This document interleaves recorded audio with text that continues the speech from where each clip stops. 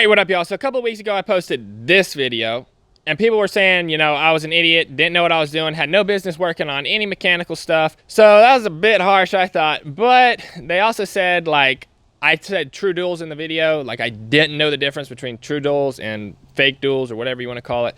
But they were also saying stuff like this, this, and this. So I hope y'all were just trolling me, but if not, you can't just duct tape exhaust stuff back together, especially in someone else's truck. You can see how destroyed the thing is here. Obviously, no one with half a brain would ever try to tape this back or do any kind of fix on this, you know, especially on someone else's truck.